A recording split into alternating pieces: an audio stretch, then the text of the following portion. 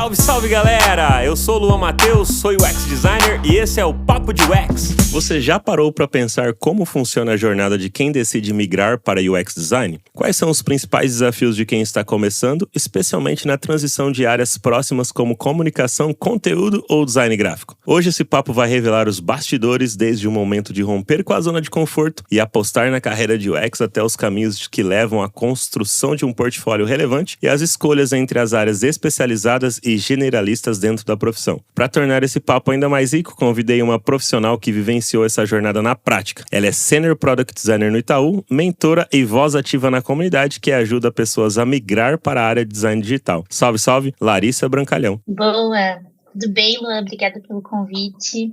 Adorei, vai ser muito legal o papo aqui. Acho que vai conseguir ajudar bastante a galera que tá migrando aí pra UX. Valeu, Lari. Obrigado por ter aceito esse convite. Estamos gravando esse episódio hoje num dia de sábado, dia de descanso, e a gente resolveu fazer conteúdo sobre design. Tem que amar muito fazer design mesmo pra poder pegar o sabadão ali e gravar um conteúdo, né, Lari? Então, obrigado demais por ter aceito esse convite aí. A gente tá fazendo essa gravação. Boa, é amor demais, né, pela área. Mas imagina, acho que é super importante esse tipo de conteúdo, assim, pra comunidade, porque muitas vezes a gente não encontra tão facilmente, assim, né? Tem muita gente falando sobre design, mas acho que essa fase de migração mesmo, ela é super complexa, assim, né? Tipo, traz muita ansiedade pra quem tá passando por isso. Então, acho que quanto mais conteúdo, melhor, assim, sabe? Pra ajudar quem tá começando aí. Perfeito. E você que tá ouvindo a gente aí, aproveita que esse conteúdo é gratuito e deixa aí o seu like e ativa as notificações aí na plataforma de podcast que você está ouvindo a gente por aqui, eu e a Lari. E se você quiser contribuir também de forma monetária, você pode. Luan, eu gosto de dar o like, mas também quero contribuir de forma monetária aí, né? Porque a gente tem os custos de edição e quanto mais entrar dinheiro aqui no Papo de UX, a gente reverte tudo em conteúdos aí pra vocês de formato gratuito aí pra todo mundo. Você pode fazer um Pix, que é a nossa chave de e-mail, que é pix@papodeux.com.br. E se você quiser também, você pode baixar o nosso e-book sobre as 10 heurísticas de Nielsen, que está disponível aí na descrição deste episódio. E, Lari,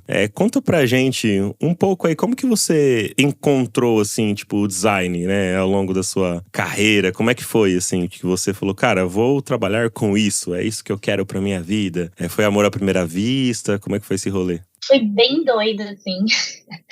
Eu venho do jornalismo, né? Então eu me formei em comunicação. E mesmo na época, quando eu tava olhando pra comunicação e a parte mais de texto ali, escrita e tal, eu sempre gostei muito de design e aí pensando em design gráfico, assim, né? Trabalhei na minha área um bom tempo. Se não me engano, eu fiquei 8 anos trabalhando com produção de conteúdo. E aí, tipo, eu não tava mais feliz, assim, né? Eu tinha entrado numa fintech, uma startup, e eu entrei para produzir conteúdo para os usuários de um software. Então, tipo, eu não sabia, mas eu tava fazendo UX Writing, basicamente.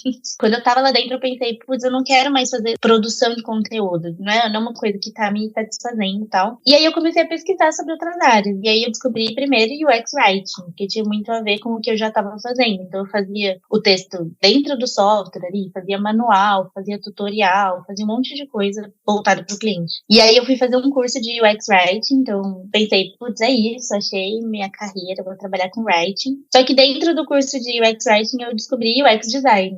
E aí eu falei, nossa, pera, acho que eu gostei disso daqui também e tal. E aí, no fim das contas, eu fui estudar mais sobre design mesmo. E aí eu descobri que, tá, eu não quero trabalhar com escrita, eu quero trabalhar resolvendo problemas, sabe? E aí eu fui pra UX Design. E depois que eu fiz cursos, assim, me aprofundando um pouco mais e entrei um pouco mais de cabeça assim, no tema, eu levei uma proposta pros fundadores ali daquela startup que eu tava, né? Eles não tinham ninguém olhando para UX, não existia essa área lá dentro. E eu dei a ideia da gente criar a área, da gente olhar um pouco mais para isso, para a experiência do usuário.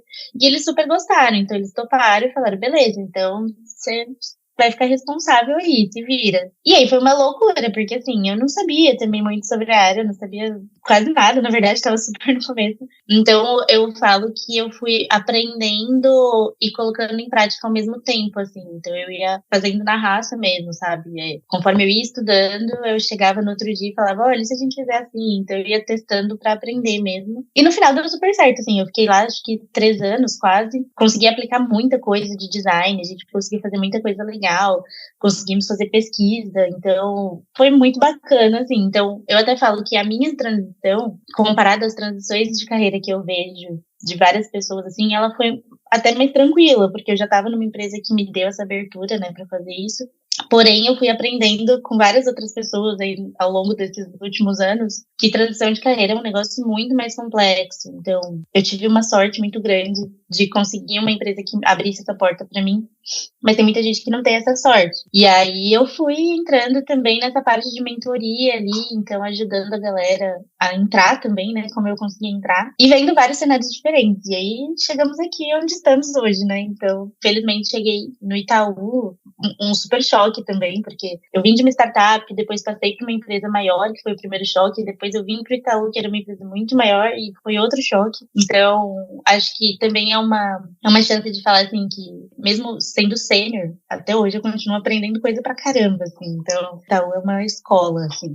E acho que muita empresa por aí também é. Mas enfim, eu acho que a entrada no design foi vindo da comunicação para o design, e tem coisa que eu uso até hoje, assim, dessa minha carreira anterior, e acho que muita gente por aí também consegue usar, sabe? Pô, que legal. Talvez por a gente estar numa bolha nossa, relacionado com o design, a ferramenta que a galera acaba sempre recomendando é o Figma, né? Porque tá hypado, até fora, né, do design, né? Porque o Figma, no dia que a gente tá gravando esse episódio, acabou de lançar o IPO, né? Tipo, lá na bolsa, né? Agora tem ações que vocês podem comprar aí no ano de 2025, pra quem estiver ouvindo esse episódio, sei lá, em 2030, né? Depois de 4 anos, né? Vamos ver como é que vai estar isso aí. Você que tá no futuro aí, deixa um comentário aí na plataforma de podcast. Como estão as ações do Figma nesse momento?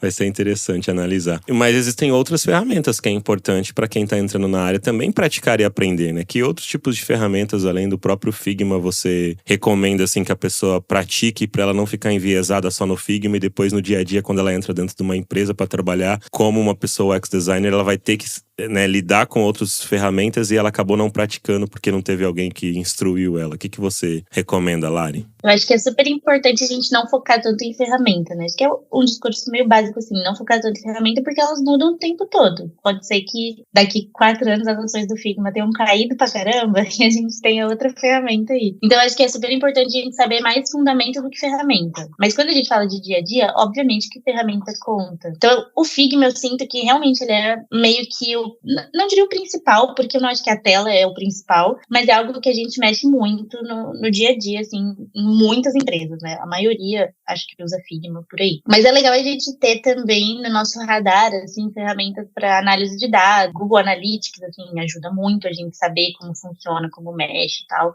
Ferramenta para fazer teste de usabilidade. A gente usa bastante o Maze. Acho que vale a pena também dar uma fuçada, assim, principalmente quando for fazer case de portfólio, quiser fazer teste de usabilidade, é legal para já ir testando essas ferramentas, assim, acho que é interessante. Mas eu iria mais numa onda de entender fundamentos de design, não tanto ferramentas, sabe? Porque às vezes a gente manja muito da ferramenta, então Figma, nossa, sou expert no Figma e tal. Beleza, mas o que você tá fazendo ali dentro tá fazendo sentido, sabe? Não basta fazer um negócio super bonito lá dentro do Figma, né? Saber fazer vários efeitos e tal, se não tá trazendo valor de verdade. Então, tem sim ferramentas, acho que ferramentas também de facilitação de workshop. Então, tem o FigJam, óbvio, que já tá dentro do Figma, mas também tem outros ali, tipo o Miro é muito usado pelo time de negócios, então é legal dar uma fuçadinha nele. Ele é bem fácil, mas acho que coisas desse tipo, sabe? Pra gente... São coisas que a gente acaba usando mais no dia a dia mesmo. Mas foca nos fundamentos, que acho que é mais sucesso do que em ferramentas. Cara, perfeito. Eu também sempre gosto de comentar sobre isso, assim. Tipo, ferramentas, elas vão passar e os fundamentos é a base que você vai usar em qualquer ferramenta que você for colocar a mão, né? Então, é claro que, como você falou, no dia a dia a gente acaba usando ferramentas. Então,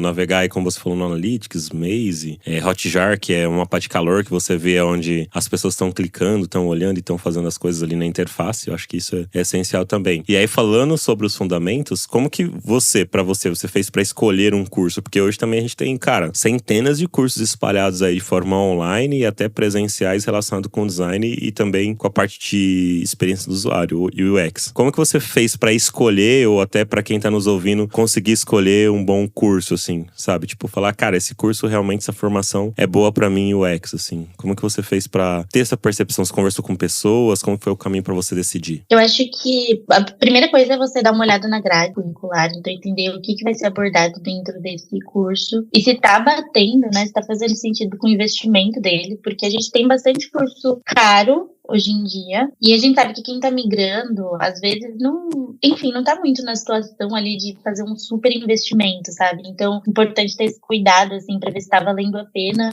aquele curso com o que você vai investir. Eu acho isso de extrema importância, assim, porque não adianta a gente já gastar R$5.000 num curso, logo de cara, assim, eu acho bem arriscado, sabe? Então, tomaria um pouco de cuidado nessa parte de investimento, mas olhar, assim, a grade curricular e ver se faz sentido com o seu contexto. Então, se for um curso que entrega muita coisa básica, mas você já tem uma noção ali de fundamento de design e tudo mais, talvez não faça muito sentido para você nesse momento. Talvez seja mais interessante ir para um curso mais aprofundado e tudo mais. Mas uma coisa que faz muita diferença, então, digamos que você já achou um curso que você fala, nossa, esse daqui achei muito bom, tal, vou querer investir nesse. Antes de comprar, né, de fato, conversar com outras pessoas e ver opinião real de quem já fez o curso. Porque propaganda todo mundo faz, né? Então, todos os cursos vão ser maravilhosos ali na landing page e tal. Mas a gente tem que ouvir a opinião de quem já fez. Tem vários cursos, assim, que, eu olho e falo, legal, uma grade curricular legal, e eu já ouvi de mentorados que fizeram, que falaram, nossa, achei muito básico, tipo, não aprendi quase nada, tal, não gostei dos professores, não gostei da metodologia. Então, assim, é legal ouvir a opinião de outras pessoas. E para isso, acho que comunidade de design, esses grupos de design podem ajudar bastante. Então, às vezes, num grupo, você pedir opinião ali, né, perguntar quem já fez, quem conhece e tal, você consegue coletar um pouco mais de percepção de pessoas reais, assim, ou até por mentoria, né? A gente vai descobrindo coisas e tal. Então, eu acho que conversar com pessoas é indispensável, assim, porque evita que a gente caia em algumas furadas, assim. Bacana, Lari. O que você considera essencial para quem tá buscando aí a primeira vaga? Que skill, né? Que habilidade que você fala assim, isso aqui é importante. E que talvez você também nem sabia. Descobriu quando você começou ali, igual a oportunidade que você teve no trabalho, na startup que você tava ali, a pessoa falou, vai, então faz aí o que você quer. Aí você, e agora, né? Então, tipo, que habilidade que você acredita que é essencial? Além do Figma que a gente tá falando, que é a ferramenta, os fundamentos e tal, mas tem alguma habilidade, assim, específico que você fala, cara, pra primeira vaga, sua primeira jornada ali como uma profissional de UX design, isso aqui é o que você acha que é essencial, assim, saber, porque vai te guiar e te nortear por um bom tempo, assim, no começo, né? Eu conversei com alguns recrutadores recentemente, inclusive do Itaú, pra entender, principalmente pra um perfil mais júnior, assim, né, o que é olhado de soft skill, por exemplo. E aí, o que foi muito, muito, muito falado foi comunicação. Parece meio clichê, assim, né? Mas comunicação faz tanta diferença no nosso dia a dia, sabe? Não só como júnior, mas acho que pra sempre, trabalhando como designer. Porque a gente acaba conversando com pessoas de todo tipo, assim, e de todo tipo de time. Então, é muito importante a gente ter uma boa comunicação, e boa comunicação no sentido de ter clareza, sabe? No que a gente tá falando, saber explicar a nossa decisão ali, enfim, saber explicar uma entrega, e saber ser flexível no seu discurso. Então, quando eu tô conversando com uma liderança ali, é um tipo de discurso. Se eu tô conversando com alguém de negócios, é outro. Com um desenvolvedor é outro, a linguagem é diferente. Então, é legal a gente ter essa flexibilidade ali na comunicação, porque, não sei se pra quem tá ouvindo sabe, né? Porque às vezes a gente acha que vai trabalhar com UX design o dia inteiro no Figma, mas a gente passa muito tempo em reunião. Então, assim, saber se colocar numa reunião, o que é comum a gente também ter uma certa insegurança no começo e tal, mas saber se colocar e se explicar numa reunião, né, conversando com as pessoas é extremamente importante, assim, eu acho que é uma das coisas mais importantes hoje na nossa profissão. E pode parecer clichê, mas, cara, eu também super concordo contigo com relação à comunicação, porque eu acho que é a ferramenta que liga tudo, né, a habilidade, na verdade, que liga tudo, assim, o que você tá fazendo como uma pessoa designer, aquilo que você tá mostrando para outra pessoa, as conversas que rolam e o tempo todo, né? Você se comunica tanto através de uma interface que você desenha, quanto através da própria fala, né? Do próprio texto que você tá ali também, usando as ferramentas de comunicação dentro da empresa. E hoje, por ter esse modelo remoto, híbrido, acaba que você tem que ter essa habilidade ainda mais afiada ali para que você realmente consiga transmitir aquilo que você precisa transmitir. Até isso do remoto, assim, a gente fala muito de comunicação, por exemplo, igual eu falei, de reunião, da gente conversar mesmo, mas comunicação assíncrona é super importante também, principalmente quem trabalha remoto, híbrido e tal, porque no presencial, às vezes, 5 minutos de conversa com alguém que está sentado do seu lado, você resolve. No remoto, você precisa saber explicar por escrito as suas coisas, sabe? Então, ter uma documentação de design bem redondinha, assim, para evitar dúvidas, sabe? Tanto do desenvolvedor quanto de outro designer que foi abrir seu arquivo, por exemplo. Isso também é comunicação, é você saber comunicar suas escolhas e suas definições ali, sem precisar de fato, você tem 5 minutinhos aí para falar, sabe? Posso te ligar rapidinho? Todo mundo tem um negócio com isso, né? De reuniões, assim, que não estavam planejadas. Então, quanto mais a gente conseguir se comunicar bem, no assíncrono, melhor pra gente, sabe?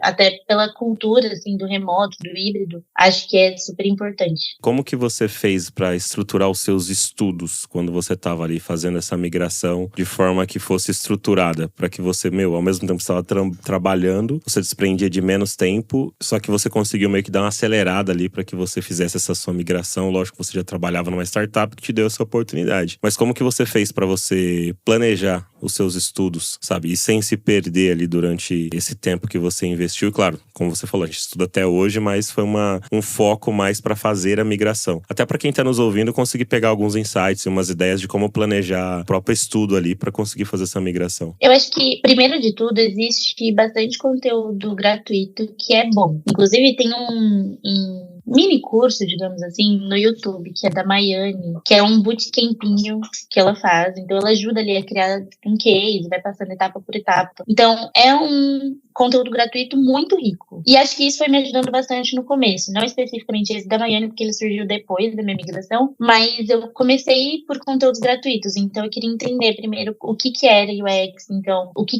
tinha dentro de UX, né? Quais eram as etapas. Por exemplo, Design Thinking ajuda muita gente a entender ali o processo, sabe? Tendo esse processo mais claro, aí é se aprofundar em cada uma dessas fases ali. Então, como que eu vou identificar um problema? Como que eu vou explicar por que é um problema, né? O que é uma pesquisa? O que tem dentro de pesquisa? E aí você vai indo por partes, assim, né? Porque eu acho que um erro que eu cometi lá atrás e que acabou me deixando bem ansiosa e até sobrecarregada, assim, é que eu queria fazer tudo ao mesmo tempo, eu queria aprender tudo. Então, eu fui fazendo, 3 cursos de uma vez, assim, maluca. E aí, hoje, eu não faria isso. Eu faria, assim, esse planejamento mais por fases, né? Por etapa. Eu acabei começando pelo UX Writing, porque era uma coisa que eu me identificava lá atrás. Pode acontecer com outras pessoas também, né? Então, eu gosto muito de pesquisa. Eu queria começar por research. Beleza, tudo certo. Acho que é mais ir com calma nesse sentido, sabe? De entender que UX Design tem um processo, que normalmente a gente aprende nos cursos, né? Assim, toda a etapa ali. E aí, entender quando se aprofundar em cada uma dessas etapas para entender como elas funcionam, por que elas são importantes, como que elas se conectam entre elas, sabe? Então, eu acho que isso ajuda muito, fazer partezinha por partezinha. O que ajudou muito depois, né? Então, fui fazendo esses cursos menores, assim, cursos livres, né? Então, mais baratinhos, tal, mais curtos. E depois, quando eu já tava, não mais segura, porque eu não tava segura, mas assim, eu já tinha entendido um pouco do básico, eu quis fazer um curso de formação de design. Então, isso, de fato, me ajudou muito, porque aí é um curso que vai mostrar todas essas etapas que eu fui falando com mais detalhe, com mais profundidade. Então, vai explicando tudo, te ajudando a montar um case já pro portfólio. Então, isso ajuda muito, mas é o que eu falei, são cursos que têm um investimento um pouquinho mais alto. Então, se não tá no momento ainda, dá pra ir começando por esses conteúdos gratuitos e cursos menores para depois chegar na formação ali. Pô, bacana. E durante o curso ali, as pessoas vão fazendo os cases e aí a gente entra na grande questão do portfólio, né? O que você considera que é essencial na hora de colocar ali no portfólio para quem tá iniciando, que vai tentar a primeira vaga, como uma pessoa de nível júnior, por exemplo, né? Porque estágio às vezes acaba entrando que tá na faculdade mesmo e vai se desenvolvendo. Mas para quem não teve, às vezes, passar por um estágio já entra como uma pessoa de nível júnior, o que você entende que no portfólio dela é essencial para ela conseguir garantir uma vaga ali em alguma empresa, sabe? Eu acho que é legal contar uma história, sabe? Não só colocar, esse aplicativo que eu fiz, e aí tem as telas do aplicativo. Conta uma história, sabe? Por que você fez esse aplicativo? Qual que era o problema que você queria resolver, né? Por que você chegou nessa solução? Então, explicar mesmo o seu processo ali, o seu pensamento, né? Como designer. O que te levou a pensar nessa solução? Eu acho que isso mostra muito mais o seu trabalho do que a tela lá no final, sabe? Então, a tela, ela é importante sim, eu não vou falar que ela não é, mas também é importante mostrar como que você chegou nela, né? Então, eu percebo que bastante gente acaba errando um pouquinho nisso, sabe? De colocar só a versão final ali e tal. E o storytelling é muito importante, então, esse é o momento de você vender o seu trabalho, como você trabalha, sabe? O portfólio, ele tem que ser o material que vai vender o seu trabalho quando você não está presente. Então, quando você está presente, você vai poder contar ali, né, descrever como que você chegou ali e tudo mais. Mas quando você não tá, o seu portfólio tem que fazer esse papel por você. Então, contar essa história eu acho que é super importante. E uma coisa que eu acho que diferencia muito no começo, assim como júnior, é quem pensa também no negócio. E eu sei que é uma coisa que, assim, a gente vai pegando muito na prática quando a gente já tá trabalhando na área. Mas se a gente pensa nisso já desde o começo, justifica muitas das nossas escolhas, sabe? Dentro de um case, assim. Então, a gente aprende no curso muito sobre a necessidade do usuário, o que é melhor para o usuário e tudo mais. Mas quando a gente consegue balancear negócio e usuário, faz total diferença. E aí, quando a gente coloca isso já desde o começo ali, sendo júnior, dá pra gente, mesmo sem ter muita experiência, ou sem ter experiência na área, né, de verdade, dá pra gente mostrar que a gente olhou também pro que o negócio estava perseguindo. Então, se lá no começo eu entendi que o problema que eu queria resolver era que as pessoas não estavam, sei lá, contratando mais serviços pelo telefone, sei lá. E aí eu queria criar uma solução para resolver esse problema. Isso já é um problema de negócio. Então, como que eu vou resolver esse problema pro negócio? Eu estou resolvendo para o usuário, mas eu quero resolver também para o negócio. Mostrar que a gente entende de métricas, mesmo que seja o básico ali. Então, entreguei minha suposta solução ali, né, para o desenvolvedor. O que acontece depois? Eu abandono? Tipo, fiz meu trabalho, entreguei e é isso? Não, então, como que você vai acompanhar isso? Quais métricas você vai acompanhar? O que vai ser sucesso para essa solução, né? Como que você vai comprovar que está dando certo a solução que você entregou. Então, a gente ter esse tipo de pensamento um pouquinho mais crítico mesmo, mais voltado para o negócio, faz diferença desde o começo, mesmo sem a gente ter trabalhado na área, sabe? Então, acho muito, muito, muito importante e é um super diferencial, assim, quando a gente fala de nível mais júnior. E por você da mentoria, você acredita que esses são os erros mais comuns, principalmente esse de contar a história, ou você vê um outro erro que você mais percebe nos portfólios de quem está iniciando ali na carreira? Eu acho que essa falta da história é um problema muito presente. Então, tem muita gente que ou vai colocar só a tela final, ou vai colocar informação muito solta, que, enfim, não se conecta uma coisa com a outra, sabe? Então, coloca só prints lá da pesquisa que fez, tal, e não tá me explicando o que é aquilo. Eu acho que essas são as principais, assim, e eu acho que são as que mais impactam negativamente mesmo, né? Porque é o que eu falei, seu portfólio vende do seu trabalho. Se você não tá vendendo bem ali no portfólio, como consequência, não vão te chamar para uma entrevista, não vão querer conversar com você, porque não fez sentido o que o recrutador viu ali, né? Ou a liderança de design, enfim. Então, cara, é extremamente importante a gente saber contar como a gente chegou na solução, sabe? E ter clareza nas informações mesmo, porque às vezes tem muita informação num case, tipo, a pessoa colocou absolutamente todas as coisas que ela fez, e às vezes não é necessário, né? Então, tentar resumir de forma mais concisa mesmo, então, conectar as coisas, uma coisa com a outra. Às vezes fica um texto gigantesco num case de portfólio, e assim, um recrutador não vai parar 10 minutos para ler o seu case de portfólio, né? Então, saber destacar as coisas principais, né? Deixar um pouco mais visual, quebrar um pouco esses blocos de texto que são muito grandes. Isso também é super importante, porque a gente precisa pensar que o nosso portfólio também é um produto que a gente está trabalhando. E o nosso usuário é o recrutador, ou a liderança de design. Então, como que a gente vai facilitar a tarefa dessas pessoas que estão acessando o nosso portfólio, sabe? A tarefa delas é entender nossa experiência, se a gente tem as habilidades que eles estão procurando, se a gente conhece as ferramentas que eles precisam, enfim. Então, é nosso papel também mostrar, né, como designers, que a gente pensou nessa experiência de quem está acessando o nosso portfólio. E para a primeira vaga, você acha que mesmo não sendo, às vezes, aquela vaga ideal, a vaga do sonho, né? Que muitas pessoas, às vezes, desejam ali uma empresa, né? Que chama a atenção dela e ela tem um sonho de trabalhar lá. Mas, cara, nem todo começo você vai já começar onde você deseja. Você acha que essas vagas não ideais, talvez a pessoa que está começando também, vale a pena ela participar ali, entrar na empresa para ganhar experiência com algumas habilidades? Ou você acha que, cara, tem vagas vagas que nem compensam nem isso, assim. O que você tem de opinião com relação a esse ponto? Inclusive, até tem não sei se é uma página, um site que chama até de vagas arrombadas, assim, né? O pessoal dá uma zoada em várias vagas, assim, que, né? Pede pra pessoa fazer 1 milhão de coisas e paga um salário de miséria, assim, cara. Que é surreal, né? E o pessoal, como eu falei, acaba zoando isso. Você acha que às vezes uma pessoa, cara, não uma vaga dessa, que é totalmente zoada, mas outras vagas que não é tão essencial, mas talvez valeria a pena pra pessoa ganhar um pouco de experiência? Como que você enxerga esse ponto, assim? Porque começo de carreira é mais difícil, né? Eu acho que tudo precisa ser avaliado com muito cuidado, assim. Então, uma vaga arrombada da vida, eu acho que nenhuma vale a pena, sabe? Então, designer júnior, mas que precisa fazer também pra rede social e desenvolver, tipo, vamos com calma, sabe? Pagando R$ 2.000, assim.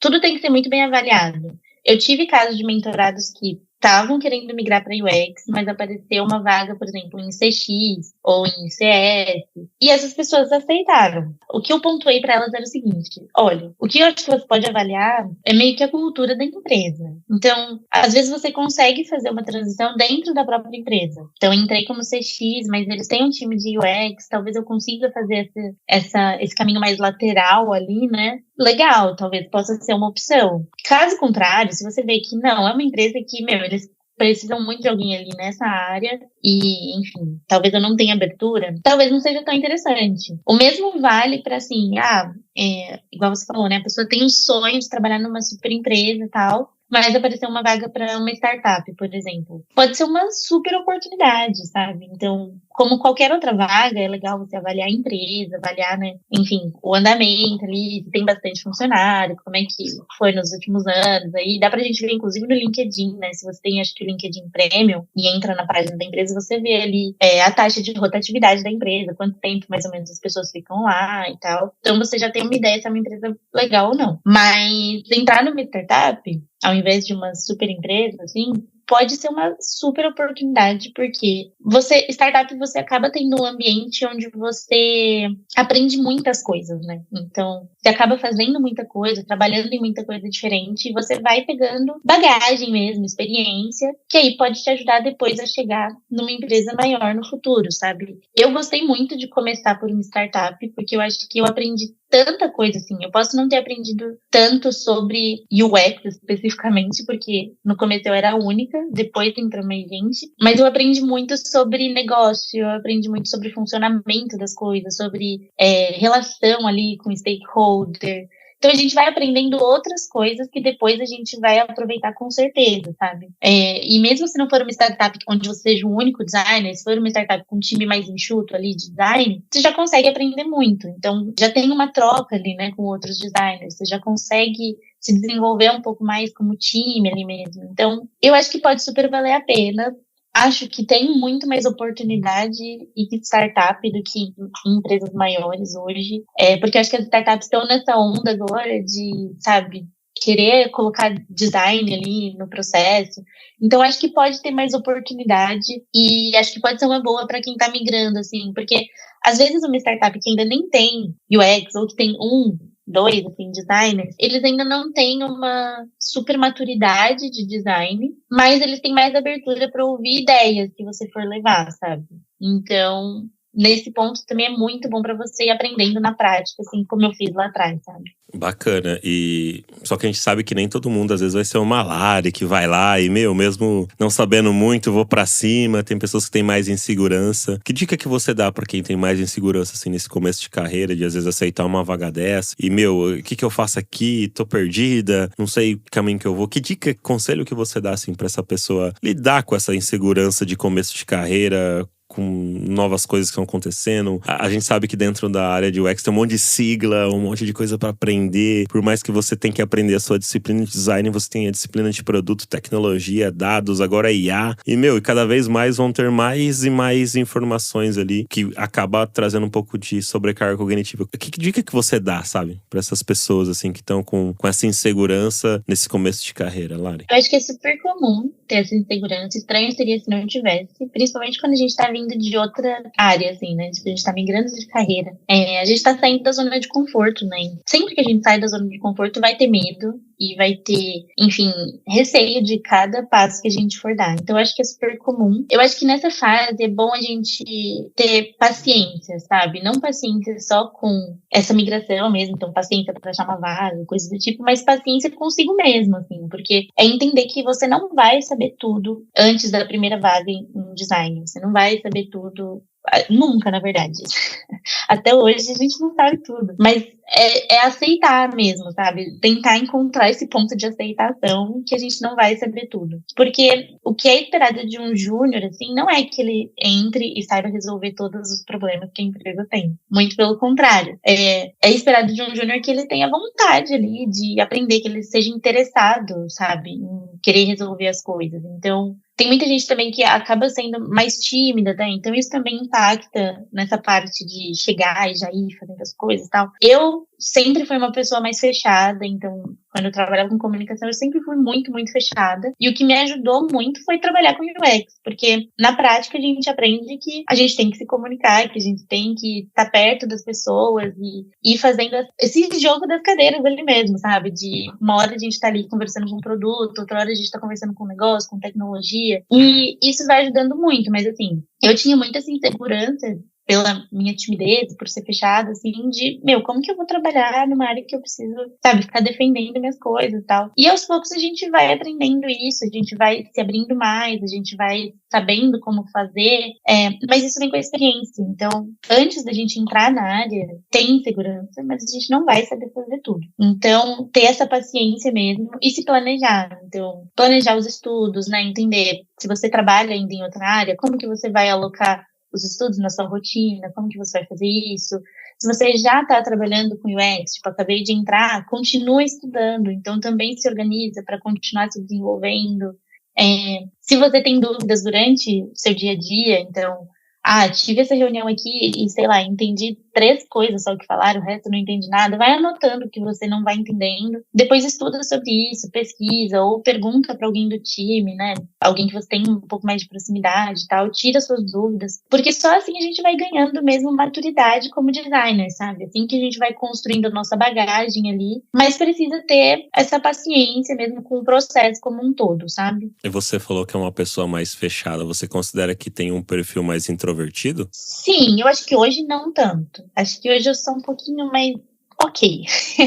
Mas lá atrás eu era muito, muito mais fechada, assim. Então, eu era uma pessoa que tinha vergonha de falar em reunião, que não sabia muito, sabe, me colocar. E aí, aos poucos, a gente vai aprendendo, né? Até porque, é o que eu falei, isso vai ajudando na nossa maturidade, assim. Então, de um pleno já é esperado que a gente se coloque mais numa reunião. De sênior, a gente precisa conduzir uma reunião, né? Então, a gente vai aprendendo essas coisas com o tempo. E eu acho que eu fui me soltando muito mais ao longo do caminho, assim. Então, quando eu trabalhava com comunicação, acabava sendo muito mais fácil, que é bem irônico, né? Porque comunicação e eu era uma pessoa mais fechada. Mas, como eu fazia muita produção de conteúdo, eu tava sempre ali no meu mundinho. Então, era meio que abrir o Figma e ficar ali o dia inteiro no Figma, sabe? Eu ficava o dia inteiro, tipo, no Photoshop, fazendo meus conteúdos e tal. E aí, agora, trabalhando com UX não é assim, né? Então, a gente precisa, de fato, se relacionar com outras áreas e com outros times. Então, isso me ajudou bastante. Então, até a partir daí que eu consegui dar mentoria, conversar com mais pessoas, ir em evento ajuda bastante. E aí a gente vai se abrindo mais mesmo, assim, sabe? Por isso que eu falo, comunicação é uma das coisas mais importantes na nossa área. E você acredita também que você criar conteúdo hoje sobre isso, sobre design nas redes sociais, também te ajudou a você não ter um perfil tão fechado, assim? Você acha que isso acaba colaborando também com isso, assim, pra você? Com certeza absoluta, assim. Já faz alguns anos aí que eu tô produzindo conteúdo. E no começo era bem complicado, né? Porque, tipo, eu fazia, mas, assim, não fazia tanto vídeo, por exemplo. Até hoje, se vocês entrarem nas minhas redes sociais, vocês vão ver que não tem tanto vídeo, assim. Porque eu sou uma pessoa mais tranquila, eu gosto mais de fazer ali posts mais escritos, né? Conteúdos mais, enfim, carrossel e tudo mais no Instagram. Então eu nunca fui uma pessoa muito muito assim, de falar e tal. Mas a produção de conteúdo me ajudou com certeza. Porque, primeiro, foi me abrindo algumas portas, assim, para conhecer outras pessoas. Então, isso me ajudou muito. Até lá no começo, na minha migração. Então, eu comecei a produzir conteúdo um pouquinho depois que eu já tinha migrado, assim. Mas eu ia também, aprendia a fazer uma coisa na minha vida real, né, no meu dia a dia. Ia lá produzir um conteúdo sobre isso. Não tanto no sentido de, nossa, autoridade no assunto, mas de tipo, olha, eu aprendi isso daqui, olha que legal, sabe? E aí isso foi me ajudando também. Eu fui aprendendo muita coisa, conhecendo muita gente, e aí a gente vai trocando experiência com essas pessoas, né? Então essas pessoas também ao longo do caminho vão ajudando na construção da gente, assim, né? Na nossa construção como profissional. Então, com certeza, a criação de conteúdo me ajudou bastante nesse processo todo. Pô, que legal. E voltando um pouco aí sobre a questão de quem tá no começo, não tem tanta bagagem, ao mesmo tempo tem um pouco de segurança, só que ao mesmo tempo tem que ir gerando algum tipo de valor, ou seja, colaborando ali com algumas ideias e tal. Como que a pessoa que não tem tanta confiança técnica no que ela está fazendo por ser de nível júnior, talvez júnior no começo mesmo ali, né? Às vezes o primeiro trampo dela já fez os cursos, tem um portfólio legal, porque ela fez os cases ali de curso, às vezes até um case real pra alguém, mas ela ainda não tá tão confiante por conta de ser o primeiro trampo. Mas ao mesmo tempo também, ela precisa colaborar ali, não ser só aquela pessoa que só tá ali ouvindo, não é um estágio de fato, é algo que tem que gerar um valor. Como que ela quebra esse medo, assim, de tipo, cara, vou propor uma ideia. Ah, mas se a sua ideia não for pra frente, sabe? Tipo, vem aquelas vozes no subconsciente, será que vão gostar da minha ideia? Será que essa solução que eu vou sugerir, se não funcionar, sabe? Como é que ela consegue ir quebrando um pouco disso e ter um pouco mais de confiança pra ir propondo, colaborando, pra que ela também gere esse valor dentro de onde ela tá trabalhando, que é importante, porque às vezes tem pessoas que é assim também, que eu já observei, né? Tive a percepção. Eu vou entrar como júnior, eu vou aprender. A gente tá sempre aprendendo, só que algum valor você tem que gerar lá pra empresa, sabe? Não é estágio, é nível júnior ali, é o primeiro degrau quando você já está contratado. Até poderia ter um degrau antes, que é o trainee também, que é depois do estágio, mas tem empresas que não tem o trainee e já vai direto pro júnior, mas você tem que gerar um valor, né? Então, como é que ela faz pra quebrar essa barreira de ter o medo de propor algo, sabe? Que talvez não vai pra frente aquilo que ela propõe. Acho que uma coisa que é legal a gente ter em mente é que, assim, independente da senioridade, se a gente tá numa sala ou numa reunião, né, só tem a gente de designer, a gente é a pessoa especialista nesse tema, sabe? Independente da senioridade. Não quer dizer que tudo que a gente falar ali tá escrito em pedra, né? Óbvio. Mas, assim, a gente tem que entender que estão contando, né, com a gente para falar sobre design ali para aquelas pessoas. E aí, o que dá para fazer, por exemplo, acabei de entrar numa empresa e tal, nossa, não sei nem por onde começar, é tentar entender se já existe alguma pesquisa que foi feita antes, não necessariamente de design, né, mas a gente tem dados, qualquer tipo de dado da empresa, e coletando isso, e ter isso ali como carta na manga. Na hora da gente apresentar uma solução, é se basear em dados. E aí pode ser dados da empresa, pode ser dados de mercado, pode ser às vezes algum estudo que a gente viu de design que foi feito e que a gente entenda que pode se aplicar naquele contexto. Então, por isso também a importância da gente continuar se desenvolvendo em paralelo, né? Não só, igual você falou, entrei na empresa, tô aqui para aprender. Não, tipo, a gente tem que continuar aprendendo por fora para ir aplicar dentro da empresa que a gente está trabalhando. Então, continuar se desenvolvendo por fora para a gente entender como que a gente aplica o que a gente está aprendendo nos contextos que a gente vai vivendo no nosso dia a dia, sabe? E aí, às vezes, a gente vai precisar falar, tipo, não sei, mas eu vou procurar saber e eu volto para te responder, sabe? Muitas vezes a gente não vai saber a resposta ali na hora, tá tudo bem, principalmente no começo. E eu acho que esse não sei é o que vai ajudar a gente também a construir essa bagagem que a gente vai acumulando ao longo do caminho. Mas assim, se basear em dado, eu acho que é algo que a gente precisa fazer desde o começo, né? Então, às vezes eu não tenho muita experiência, não tenho muito tempo de casa mesmo, né? Tipo, tenho pouco tempo aqui dentro da empresa e tal. Mas se a gente tem dados nas mãos, a gente consegue questionar, perguntar, por que esse dado é assim? Tipo, a gente tem outro tipo de dado. E aí, a gente ter, de fato, esse pensamento crítico mesmo, né? A gente tem os dados em mãos, mas o que a gente faz com isso? As vendas não estão tão legais. Tipo, faz, sei lá, 4 meses que eu percebi que as vendas caíram. Senta com o time, entende por quê, né? Quais são as hipóteses. E aí, em cima disso, você vai tentando sugerir soluções, fala que você quer testar, né? Acho que isso é super importante. Tem muita empresa que não tem essa cultura de teste e de pesquisa. Então, quando a gente entra, né, quando chega ali design na história, é quando a gente tem que falar, vamos testar, vamos ver se isso daqui funciona. E sempre deixar claro que assim, a gente não é dono da razão, a gente não tá falando que aquilo que a gente está propondo vai solucionar aquele problema, assim, de um dia para o outro. Não, olha, isso aqui pode ser uma boa hipótese, vamos testar para ver se funciona, tal. Se não funcionar, a gente pode testar isso daqui. Então, ir tentando mesmo e ir conversando. Eu acho que criar essas relações também com os times ajuda muito nisso, porque a gente vai ganhando confiança junto com eles, né? É o que eu falei, muitas empresas não têm essa cultura de teste e tudo mais. Então, a gente vai indo junto, sabe? A gente fala, não, vamos tentar junto, tal. O que vocês acham? Como vocês fariam?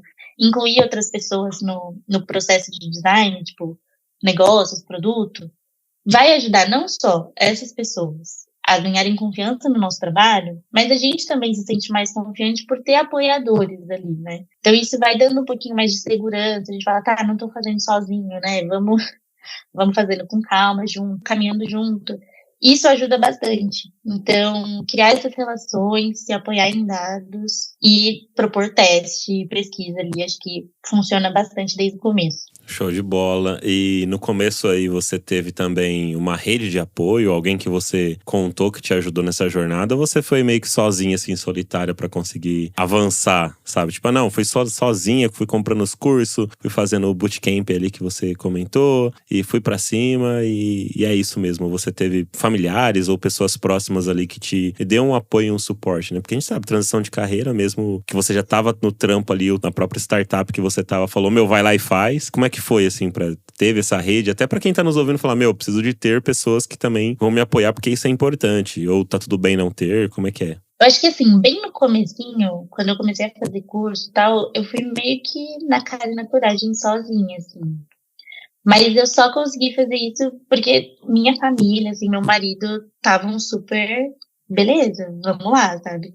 Então eu tava, como eu falei, eu trabalhei com produção de conteúdo 8 anos, então eu já tava assim, há um tempo, já poderia dar mais alguns passos ali na carreira, então tive a oportunidade de virar coordenadora de produção de conteúdo, não quis sair de empresa e tal.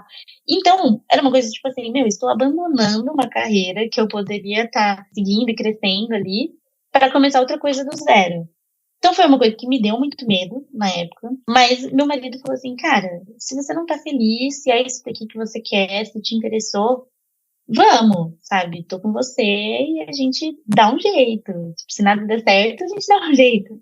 Então, ter alguém ali junto, incentivando e falando, tudo bem, você consegue, vamos lá, me ajudava, tipo, me organizar. Então, teve finais de semana que, final de semana a gente normalmente, né, sai, quer curtir, descansar e tal. E teve final de semana que eu tava tão focada ali que eu falei, não, hoje eu preciso fazer esse curso, hoje eu preciso participar desse evento. Então, acabei abrindo mão de algumas coisas. É o que eu falei, lá atrás eu acho que eu fiquei um pouco sobrecarregada, porque eu quis fazer tudo ao mesmo tempo. Não faria assim hoje. Mas ter alguém do lado ali que apoia e que te ajuda e tal, faz toda a diferença, assim. E o que me ajudou depois foi criar essas conexões que eu falei. Então, fui conhecendo outros designers, conversando com outras pessoas. E aí você vai vendo que faz diferença você ter por perto, principalmente pessoas que estão na mesma fase que você. E aí entra, por exemplo, as comunidades de design, esses grupos e tudo mais. Quando a gente vê outras pessoas também migrando de carreira, também com a mesma dificuldade,